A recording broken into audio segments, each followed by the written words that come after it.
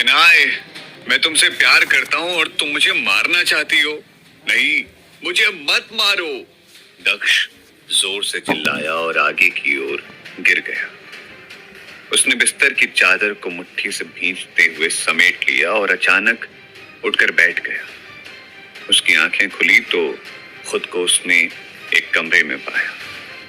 कमरे में lights dim थी, पर दक्ष ने देखा उसकी बॉडी में कहीं कोई चोट वगैरह नहीं थी।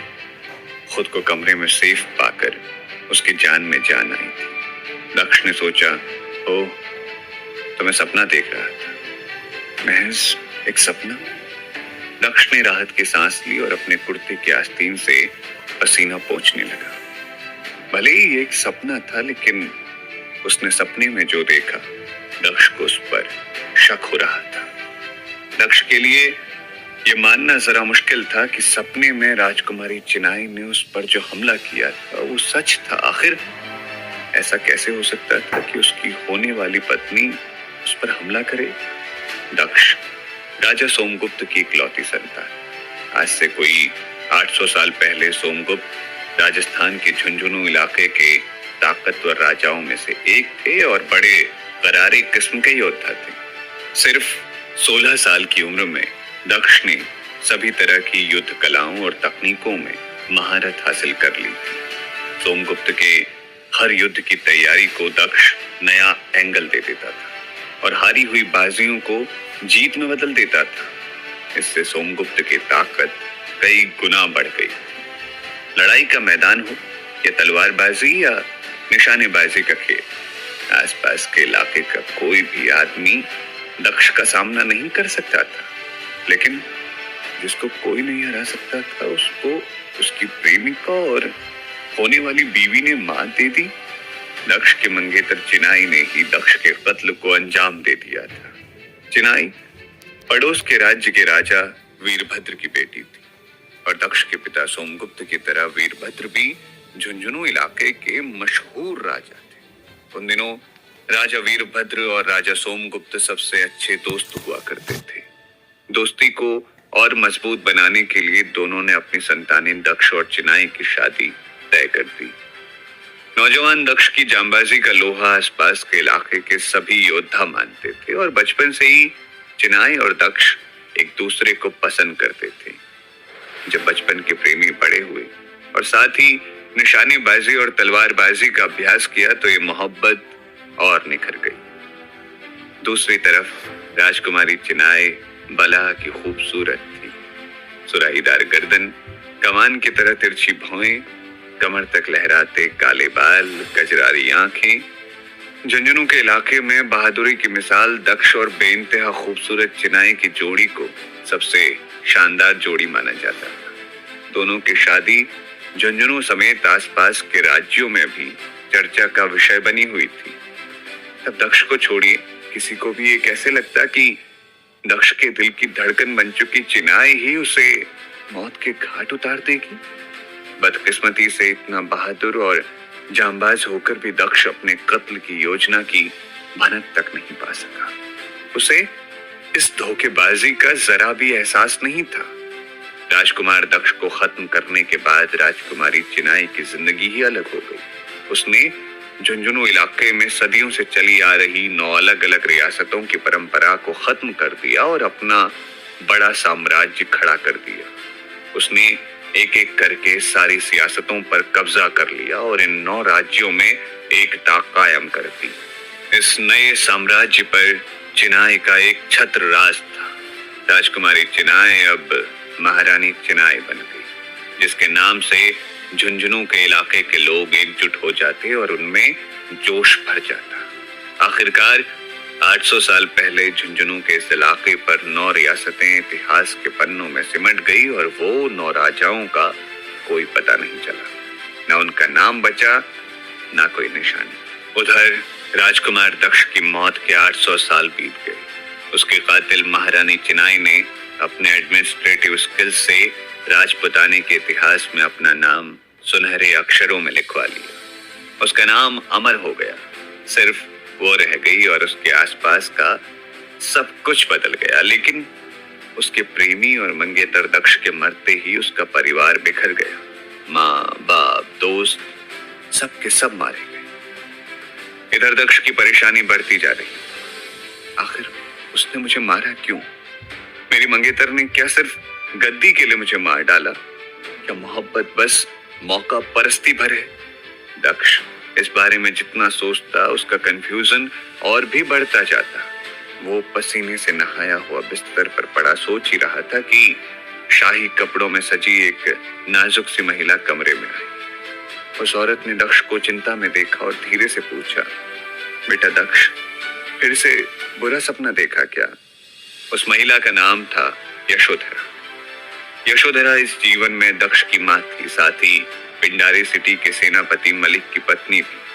असल में यशोधरा और मलिक के बेटे की मौत आज से 3 दिन पहले एक बीमारी से हो गई थी और इस बीमार कमजोर बॉडी में घुस गई थी राजकुमार दक्ष की भटकती हुई आत्मा। राजकुमार दक्ष की भटकती हुई आत्मा जैसे ही मौत से हार चुके इस लड़के के शरीर में घुसी, इस लड़के की बॉडी फिर से जी उठी। उसे दोबारा जिंदगी मिल गई और वो बॉडी तो लड़के की थी, पर दिमाग और आत्मा यानी उसकी सोच राजकुमार दक्ष की थी। संयोग कितना तगड़ा है कि जिस शरीर में राजकुमार की आत्मा ने डेरा जमाया, उस लड़के का नाम भी दक्षी है। जब दक्ष पहली बार इस डेड बॉडी में घुसा और इस बॉडी में उसने अपनी आंखें खोली, उस समय उसे कुछ भी समझ नहीं आया। उसे यशोधरा की बातें समझने और उसके मुताबिक जवाब देने की बहुत कोशिशें करनी पड़ी। इसी तरह उसकी आंखों में देखकर समझने और समझाने की वो कोशिश कर रहा था। उसके लिए सब कुछ अलग था। फिर 3 दिनों के लिए तकरीबन चुपचाप रहने और सब कुछ माइन्यूटली ऑब्जर्व करने के बाद दक्ष ने धीरे धीरे महसूस किया कि यशोधरा का दिल एक प्यार से भरी माँ का दिल था, जो इस लड़के यानी दक्ष की चिंता में डूबी रहती है। जब भी दक्ष बुरे सपने के बाद चिल्लाकर जाग जाता था, यशोधरा दौड़ती हुई उसे देखने उसके कमरे में आ जाती थी। पिछली जिंदगी में दक्ष ने अपनी माँ को कभी नहीं देखा था। शायद जन्म देने के ठीक बाद उसकी माँ चल बसी थी। उसने कभी नहीं सोचा था कि अपनी ही प्रेमिका के हाथों मौत के घाट उतार दिए जाने के बाद फिर से किसी और शरीर में रहने का उसे मौका मिलेगा, जहां नई जिंदगी के साथ साथ उसे माँ की ममता का सुख भी मिलेगा। हर बात के लिए परवाह करने वाली और देखभाल में जुटी माँ का होना उसकी जिंदगी के सबसे सुखद एहसासों में से एक था। बिस्तर पर दक्ष यही सोच रहा था कि बदकिस्मती से वो माँ नहीं जानती थी कि उसका अपना बेटा 3 दिन पहले ही मर चुका है। अगर दक्ष ने उसे सच बताया तो शायद इस दुख से यशोधरा कभी उबर ना सके। इसीलिए दक्ष ने तय किया कि वो इस बारे में अपना मुंह बंद रखेगा और दिखावा करेगा कि ऐसा कुछ हुआ ही नहीं। हालांकि इस हैरत अंगेज घटना से 2 काम। पहला, दक्ष को फिर से उसकी जिंदगी मिली और यशोधरा दुनिया के सबसे बड़े गम से बच गई। यशोधरा की ओर देखते हुए दक्ष की आंखें भर आई। दक्ष ने मुस्कुराते हुए माँ से कहा, बस एक सपना था माँ, चिंता मत करो। लाल रंग के गरम दोशाले में लिपटी दुबली पतली यशोधरा दक्ष के बिस्तर पर बैठी रही। उसके माथे पर चिंता की लकीरें थी। माँ यशोधरा ने दक्ष के माथे पर हाथ रखते हुए पूछा, बेटू, 3 दिन से तुम लगातार कोई सपना देखकर जाग जाते हो, फिर नींद नहीं आती तुम्हें? दक्ष कुछ नहीं बोला। माँ ने दक्ष के माथे पर हाथ फेरते हुए फुसफुसाकर कहा, अच्छा ये चिनाई कौन है? हर रात तुम उसी का नाम लेकर जागते हो? यशोधरा ने फुसफुसाकर ये बात इसीलिए कही थी क्योंकि उसने चिनाई के नाम के आगे महारानी नहीं लगाया था, वरना पूरे राज्य में कोई ऐसा शख्स नहीं था जो चिनाई के नाम के आगे महारानी लगाए बिना पूरी इज्जत के बात कर सके। असल में महारानी चिनाई ने झुंझुनू क्षेत्र की 9 रियासतों को एक में मिलाकर पहले तो मजबूत साम्राज्य बनाया, फिर खुद को महान और देवी महारानी के रूप में स्थापित कर लिया था। गांव-गांव में महारानी चिनाई की मूर्तियां और मंदिर लगाए गए और लोगों को आदेश दिया गया था कि वो उनकी पूजा करें। हर साल महारानी चिनाई के जन्मदिन पर शहरों, गांवों, तालाबों और नदियों के किनारे महारानी चिनाई के नाम का बहुत बड़ा मेला लगता था। तब से किसी ने चिनाई नाम लिखने और बोलने की हिम्मत नहीं की थी। महारानी चिनाई के बारे में यशोधरा के सवाल पर दक्ष ने कहा, ऐसा कुछ नहीं है माँ, तुमने कुछ गलत सुना हो।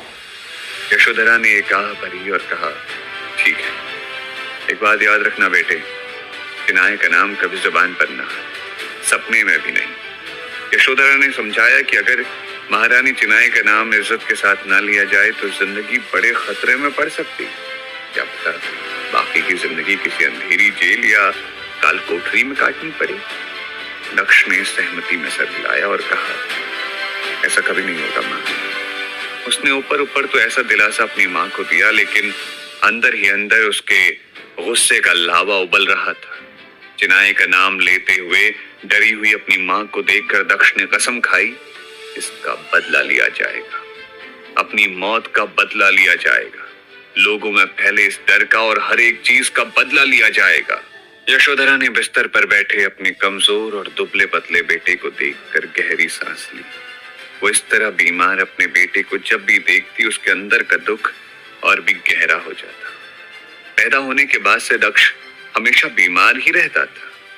राज्य के सेनापति के घर पैदा होने और सबसे अच्छे डॉक्टरों और दवाओं के बाद भी उसकी हेल्थ में कोई सुधार नहीं आया। अभी दक्ष की उम्र 16 साल की थी, लेकिन उसकी उम्र के दूसरे लड़के जब दुनिया के बाकी सारे काम करते थे, खेलते कूदते थे, तैरते थे, कसरत करते थे, उस वक्त दक्ष बिस्तर पर पड़ा रहता था। यशोधरा की चिंता इसी बात की थी कि वो आगे की जिंदगी कैसे जिएगा। अचानक दरवाजे के बाहर सैनिकों के पैरों की आवाज सुनाई दी। बाहर नौकर ने उनके पैरों की आहट को रोका था। कौन है आप लोग, यहाँ क्यों आए हैं?